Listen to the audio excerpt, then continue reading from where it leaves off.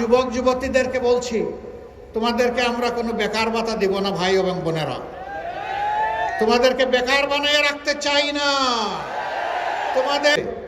তাদেরকে কার কাছে আমরা সমঝাবো? তাদেরও ভার রাষ্ট্র নেবে, তবে তাদেরকে অংশীদারিত্ব গ্রহণ করতে হবে। আমরা অলিক কোনো ওয়াদা দেব না, মিথ্যা কোনো আশ্বাস দেব না। মিথ্যা আশ্বাস মানুষকে অপমানিত করে এবং মানুষকে ধোঁকায় ফেলে।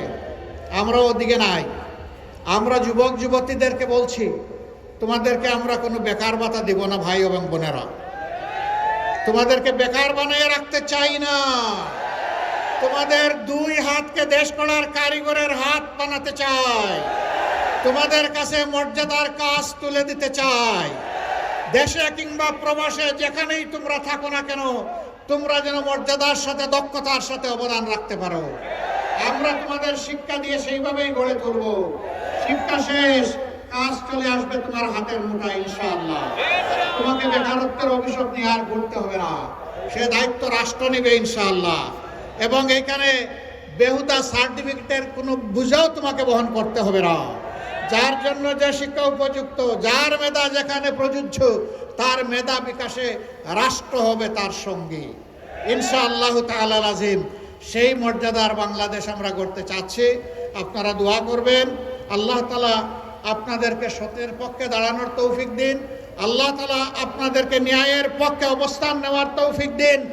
আল্লাহ তাআলা দুর্নীতিবাজদের, চাঁদাবাজদের, দখলবাজদের, মামলাবাজদের বিরুদ্ধে আপনাদেরকে অবস্থান নেওয়ার তৌফিক দান করুন। ব্যক্তি নয়, মার্কাও নয়, আদর্শ। এবং সেই আদর্শের লালন করবেন যেই ব্যক্তি, তাকেই আপনারা ইনশাআল্লাহ বেছে নেবেন। আমাদের আদর্শ দুনিয়ার শ্রেষ্ঠ আদর্শ নবী করিম সাল্লাল্লাহু আলাইহি সাল্লামের আদর্শ।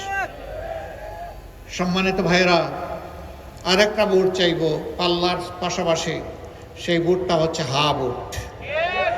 এই হা বুটে ভোট দেওয়ার মানেই হচ্ছে গত 15.5 বছরে জালিমের হাতে যারা শহীদ হয়েছেন তাদের প্রতি সম্মান দেখানো। এই হা বুটের মানে হচ্ছে বাংলাদেশে এই হা বুট বিজয়ী হলে আর কোনো ফ্যাসিবাদের জন্ম হবে না ইনশাআল্লাহ। হা বুট জয়যুক্ত হলে চাঁদাবাজরা চাঁদাবাজি ছেড়ে দিয়ে মহৎ পেশায় তারা সংযুক্ত হয়ে যাবে। ঘুষখোররা আর ঘুষ খাবে না, লজ্জা পাবে। তারা বলবে না, আমি সম্মানের চাকরি নিয়েই সন্তুষ্ট থাকতে চাই, গর্বিত নাগরিক হিসাবে বাঁচতে চাই। হা বুটের মানেই হচ্ছে আরো অনেক কিছু। কারো চক রাঙ্গানিকে পরোয়া না করা, সব দেশের সাথে বন্ধুত্ব চাই।